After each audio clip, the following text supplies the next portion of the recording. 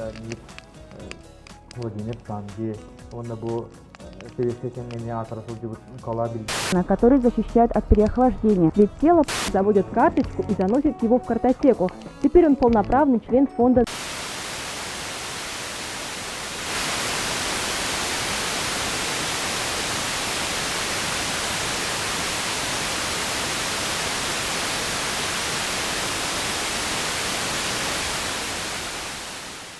Прямо сейчас мы находимся на крыше технического центра телевидения и радиовещания в самом центре Якутска.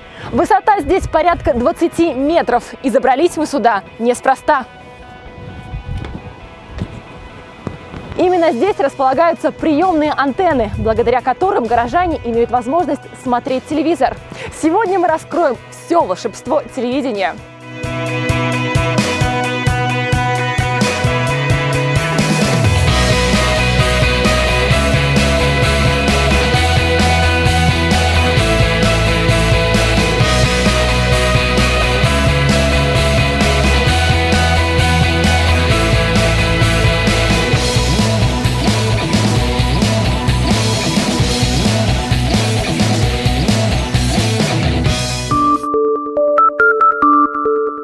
А начнем мы рассказ далеко от Земли. На орбите нашей планеты располагаются несколько спутников. Они состоят из десятков бортов, которые принимают сигналы из Москвы и далее направляют их по разным регионам. На Якутию работают Экспресс Ам-5 и Ямал-401. Получив сигнал вещания из Москвы, они направляют его на приемные антенны, которые располагаются на крыше ТЦТР. Далее уже по кабелям сигнал идет в цех, непосредственно к самим приемникам. У нас здесь зал передатчиков, здесь находится объект стратегического значения, средства массовой информации. Передатчики стоят здесь. Почему с повышенной опасностью? Повышенной опасностью, потому что здесь находится напряжение под оборудованием, которое можно поразить вас электрическим током. Мы находимся в зале, вот здесь стоит оборудование, передатчики, аналоговые передатчики для вещания 12 телевизионных программ и 3 радиопередатчика. У нас первый канал, Россия-1, Россия-24, РЕН-ТВ, СТС, ТНТ, Перец, что еще, Звезда и ТВ-центр. Вот. Также телеканал Саха-24. Ну вот находимся мы перед передатчиком Онега. 2 киловатта он выдает мощности, да? То бишь, что получается? У нас сигнал, аналоговый сигнал, приходящий с приемника, поступает сюда, на возбудитель. С возбудителя он уже преобразуется в ВЧ-сигнал. ВЧ-сигналы усиливаются, 4 усилителя, да, в общем, усиливаются и идут уже на башню, на мачту, где уже стоит антенна передающая. В каждом передатчики у нас там очень много вентиляторов, охлаждаются, у нас они просто... Градусник стоит там сейчас, не знаю, 27, наверное, порядка. Вот 26 градусов у нас сейчас здесь в зале, да. Когда жарко, у нас просто оборудование выходит из строя и все. Передатчики плавятся, можно сказать так. Ну, внутри-то мне гораздо теплее.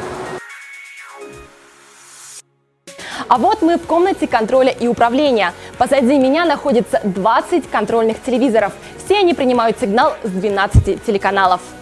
Задача рабочих – отсматривать сигнал на предмет брака или помех в эфире. Картинка здесь всегда должна быть четкой. Еще бы, ведь дежурства не оставляют ни на минуту. 24 часа в сутки работники ТЦТР наблюдают за экранами. Если же вдруг брак, то причины могут быть две. Или помехи в эфире, или сломалось оборудование. Во втором случае вся техника направляется в специальную лабораторию.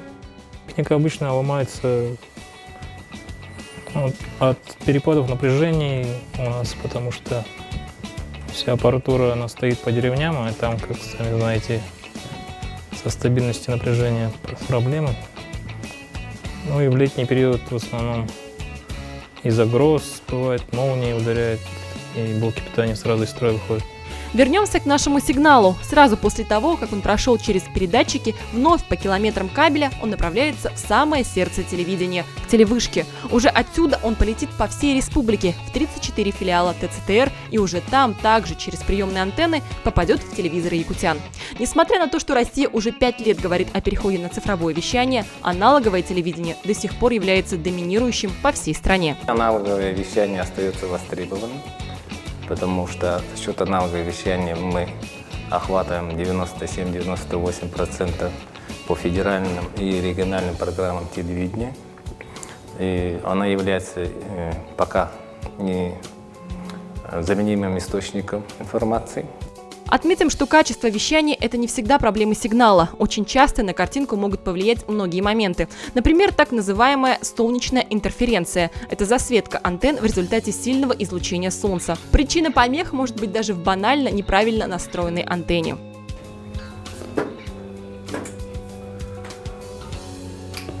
Что мне делать с этим телевизором? Но первое условие – это надо применять наружные приемные антенны широкополосных десятиметровых волн и метровых волн. То есть широкополосные антенны принимают в одном таком уровне и метровые волны, и десятиметровые волны. Вот вся загвоздка в этом.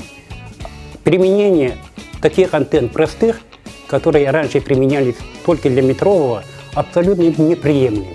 Поэтому всегда надо покупать наружные десятиметровые и метровые волны антенны. Там можно в деревянных домах, я имею в виду, применять приемные антенны широкополосные, которые на продаже есть.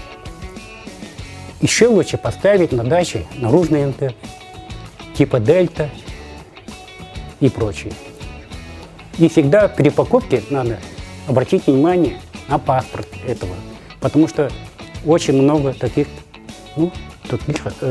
антенн, которые бывают зарубежные, которые не соответствуют с